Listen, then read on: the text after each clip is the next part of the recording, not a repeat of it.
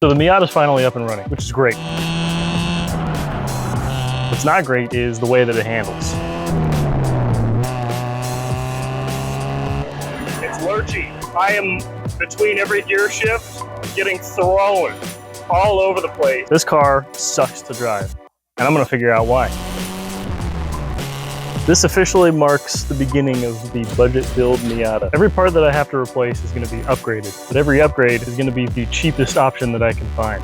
And in the end, we'll see if it was all worth it, or if I'm just an idiot and should have just coughed up the extra bucks for the good stuff. Welcome to low car.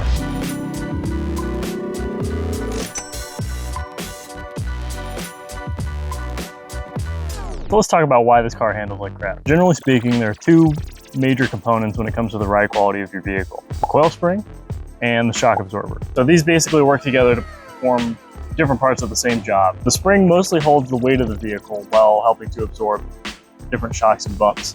And then the shock absorber dampens those shocks and bumps and helps the spring rebound without bouncing. Without the springs, the car is going to sag, the ride's going to be floaty, you're probably going to bottom out when you hit any kind of bumps. Without a shock absorber, your springs have no resistance, and they're just going to bounce around every time you hit a bump, and you're going to have a bouncy ride, you're going to have more body roll, very poor handling. Both of these things are dangerous, and since my car handles like a waterbed, I just decided that I'm going to replace the whole thing. Let's talk about budget. When you're picking coilovers, you kind of want to think about what you're going to be doing with the car and what your plan is. For daily driving, you probably want to replace your suspension just with OEM parts, whatever you can find to put together. Usually it's not like a pre-assembled thing. You have to buy the shocks and the springs separately, whatever's broken. Comfortable everyday driving. I plan on turning this car into a weekend fun go-kart, not quite a daily, not quite a track car. So I wanted to handle better than stock, and I'm willing to sacrifice a little bit of ride quality for that. But I also want to modify the appearance a little bit. I want to drop the ride height about an inch or so, not too much, but I want to do that without breaking the bank. So what kind of options do we have? A good set of coilovers that people recommend for this car would be something from like BC Racing, Meister R, I hope I'm pronouncing that right, Olin's. Those range from about $1,000 up to $3,000, even more depending on what you need and what you're looking for. A reasonable compromise that I see recommended is the Tyne Street Basis Z. Those go for about $700. And if you're really crunched for a budget, the go-to seems to be a set from Raceland for about $400 to $500, depending on which one you get. So the problem with some of these cheaper options, other than the fact that the lower you go in price, the more you risk poor quality control, is that a lot of them, in order to save costs, don't include this. This is called a top hat.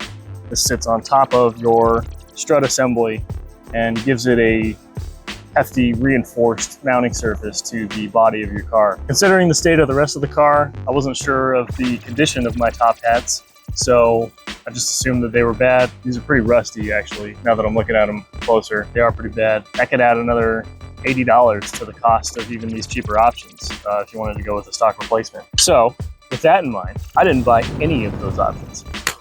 I found a set of coilovers that has these top hats built in. It has adjustable ride height. It has adjustment knobs for ride quality. They are, according to forums and reviews, the best of the worst.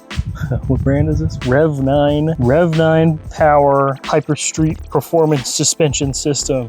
Now, if that doesn't sound quality and name brand, I don't know what does. Rev 9 Hyper Street 1 coilovers, and they cost me $400 on the dot. These are a slight step above the actual cheapest coilovers that I could find, which would be the max speeding rods kits that can go for as low as $250, $300. The reviews for those gave a pretty solid warning that the quality is risky and that stooping that low on price is just downright dangerous. I might be a gambling man, but I'm not stupid.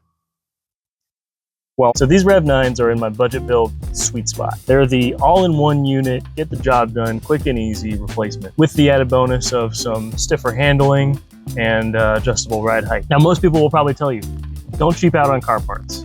Just buy the right parts the first time, and it'll last you way longer than these cheap parts that you'll end up having to buy again and replace anyways, and then you're gonna be paying just as much as you would for the more expensive part, to which I say, I didn't find a single review of these coilovers failing.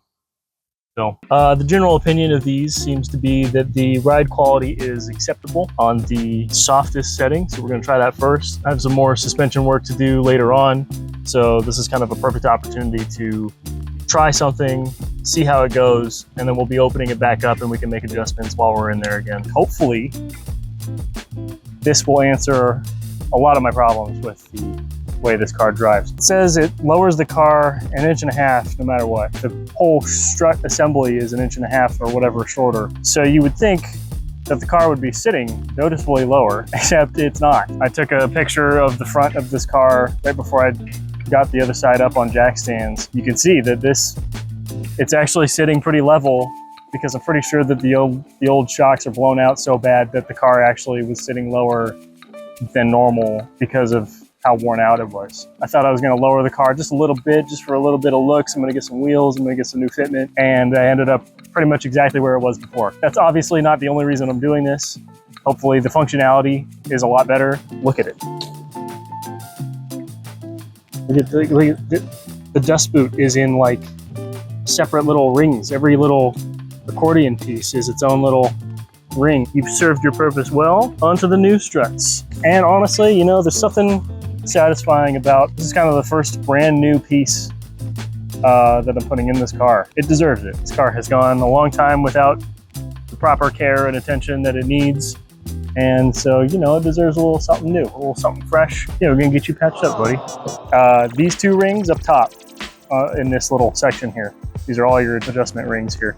These two deal with this, not anything to do with the height. This, I believe, is called the preload, is what this adjusts. This basically allows you to compress the spring more if you want a stiffer ride, I'm pretty sure. I have no idea what the right adjustments are. Also, I was reading that this avoids the warranty if you mess with these. We just gotta do the other side and then we're rolling. And I'm gonna take this out tomorrow and do some testing. I drove it today, drives like shit, as you might expect. So once I get these on, I'm gonna take it back out. This will be my first little comparison type video, I suppose. Maybe it's because suspension is the only thing that I'm actually familiar with when it comes to some more in-depth work on a car, but installation ended up being super easy. It's just one piece, pull out the old assembly. It was harder pulling out the old assembly than it was shoving the new assembly in there. Now we gotta take it out and see the results. Since I have no idea when the last time this car's oil was changed, I'm gonna go ahead and do that real quick. So people in the comments in my last video said that this might help with the pinging noise as well. And I got a new air filter as a little treat. And it is not cooperating. It's leverage. Hey buddy, don't fall on me, okay? Dude, are you kidding me with that? Okay, so this oil has probably never been changed. Where's my hammer? That is not coming off. I don't think I'm gonna save. I don't think I'm gonna save that socket set. Oh well. Okay, so this drain plug hasn't been removed in a long time. Let's see how this oil looks. You know what? It's not terrible. I actually don't think this oil looks too bad. I think it's just mixing with, I've flushed a little bit of new oil. Probably super old oil full of crap, trying to mix with new oil. I really don't think there's a lot of indication of any kind of damage per se. Yeah, check that out. That's what I was working with. So we got a new drain plug in, put new oil in. I'm not worried about it.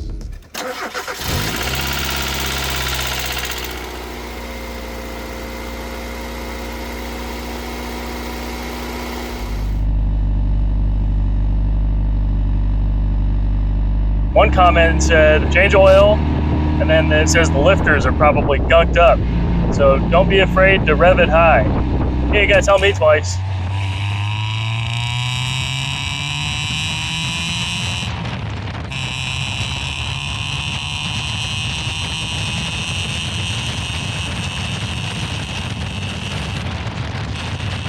Oh yeah.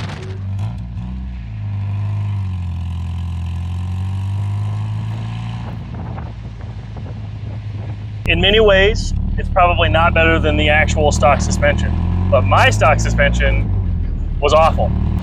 I have control of the car. I'm not being sent into the stratosphere when I go over bumps. I'm not being sent into the other lane every time I change gears. I'm genuinely curious to see how far these cheap coilovers are gonna go. I don't drive lightly. I'm gonna be honest about that. In fact, hang on.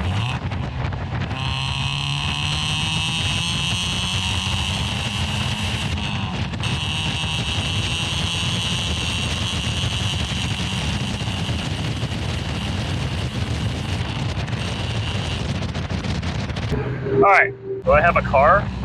Do I have a real car now? I'm gonna chalk that one up as a success. I've actually been driving this car for a couple of weeks because my truck broke down. So far, no problems. I mean, other than, yes, the suspension, it is stiffer, definitely worse than stock, but I expected that. It's not backbreaking. I actually went through and changed the adjustment knobs for the stiffness. A lot of people recommended going with the softest setting, and I found that that actually made it very bouncy, and I didn't like that. It actually felt like I was back on just the springs with the blown shocks. I turned them to the all the way stiff setting just to see what would happen, and that was backbreaking. Not recommend doing that. I went smack dab right in the middle, and that's what I'm currently on, and it feels fine. I mean, it's no Cadillac.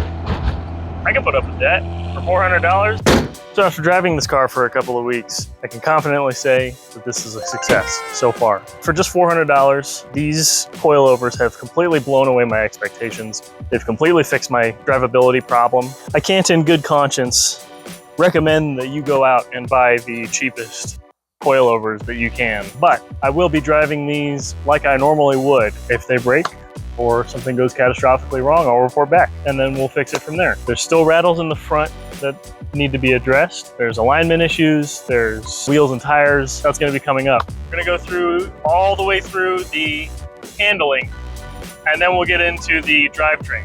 So we're just gonna keep going.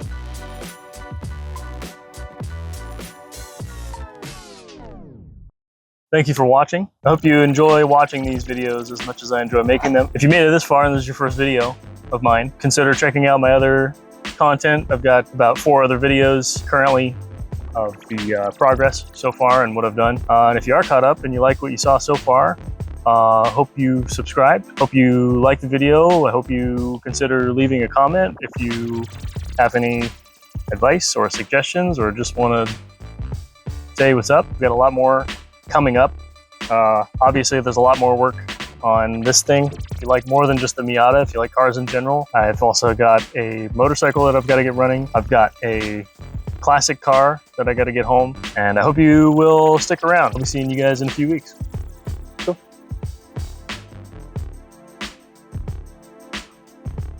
Oh. What do you got? What do you got? Come say hi, boy. Go.